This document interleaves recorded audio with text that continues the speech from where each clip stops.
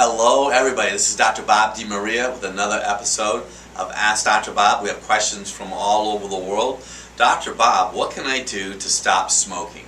Couple thoughts. A lot of times people who crave cigarettes need B vitamins. There's something called royal jelly. It's a product that's made by bees that they give to the queen bee. About 1,000 milligrams a day will help take away the craving. So will nightshades. Tomatoes, potatoes, eggplant, and green pepper actually are a source of nicotine. It's one of the reasons I think people eat comfort food when they're quitting smoking, because the nicotine helps replace that. But we utilize B vitamins and minerals, and if you have a lot of anxiety, try some kava kava. Somebody contacted me from South Africa. They have chronic pancreatitis, headaches, and sinuses, and they said that they really eat healthy, but they're missing something. You know, I would check for parasites. When we see chronic pancreatitis and what you're talking about, you might eat sushi, wild game, maybe you have a cat, maybe you've been exposed to parasites at a third world country. Somebody wants to know what my favorite sunscreen is. Well, I want you to know this. I don't use sunscreen. I'm not in the sun. I am not purposely in the sun a lot. You want to go to a product, look at the ingredients. I know a lot of products today have sodium lauryl sulfate in it, which is not healthy.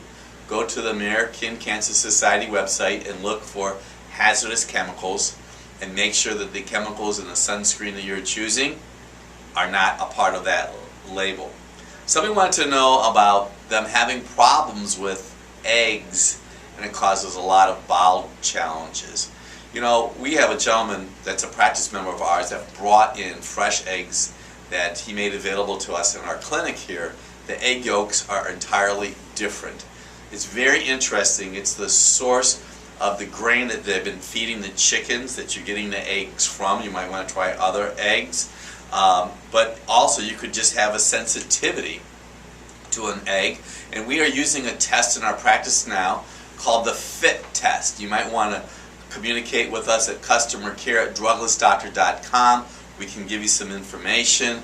It's a very logically affordable way that we could test 135 foods. An individual is 58 years old, prostate is enlarged, and he said something about the doctor told him for someone his age it's okay. Well, I want you to know that I use a product called Argizyme from Biotics Research Corporation. I take 4 every day. I also take iodine so I don't have an enlarged prostate. I was just at a seminar just a few minutes ago, and the person in charge said iodine is really important to help manage the prostate gland. This individual has problems digesting onions, and I'm kind of chuckling because I have learned when people have compromised liver function, a fatty liver, eggs, onion, and garlic, great sources of sulfur, but eggs, onion, and garlic, and sometimes radishes, could place a demand on the liver. So the real issue for you is not the onions, it's that your liver's not up to par. You may consider using the castor oil pack once or twice per week. I know we have information on that on our website and in Dr. Bob's Drugless Guide to Balancing Female Hormones. What about thinning hair? What's the best food for that? Iodine-based foods. That would be macrobiotic sea vegetables. Avoid sugar. Avoid omega-6 fats. I am a young man and I have seborrhea on my face and I wanted to know what to do. I would suggest black currant seed oil, and the castor oil pack once or twice per week. The castor oil pack is a way that you could promote optimal liver function. Someone wants to know what to use with chemotherapy, and we encourage chlorella. Chlorella would be definitely a product that you could do to help post chemo, and also chlorophyll caps. This individual had rheumatoid arthritis and they're a painter. Well, if you're a painter, that means you're being exposed to chemicals, and almost all arthritises from my experience are liver. We use something called MCS2, which helps promote phase 1 and phase 2 of detoxification in the liver. And you too might want to try the castor oil pack. Avoid gluten and dairy and sugar. Okay, wanted to know about beets, and this is what I am going to encourage you to do. You go to the grocery store and beets are in the periphery. They're usually red, and I'm not saying this to be funny. They have beet greens on them. And I go home and I cut off the greens, the top and the bottom. I peel them and I put them and I bake them in half. And I cut them in half and I bake them with balsamic vinegar, olive oil, and Celtic sea salt. But we got really excited there because I cut up the beet greens last week, the stems and the greens, and I baked them in the oven. And they were delicious. We put a little Tessemae barbecue type sauce on it that has healthy ingredients. It was quite delicious.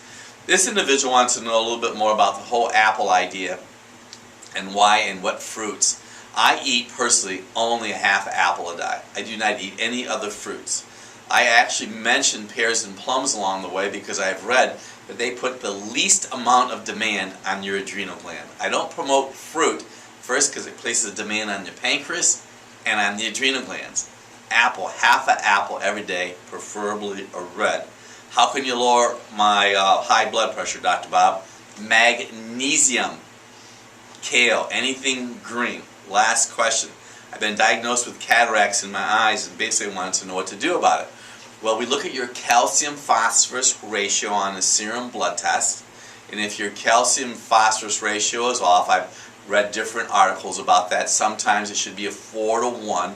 But if you're heavily loaded on the calcium, you might not have enough phosphorus. We also use a tool called the oximeter to measure your saturated oxygen in your blood, and we support our practice members with phosphorus tablets. Just helps the metabolism along the way. Tremendous questions. You're going to want to go back and review this. I'm Dr. Bob DeMaria, the Drugless Doctor.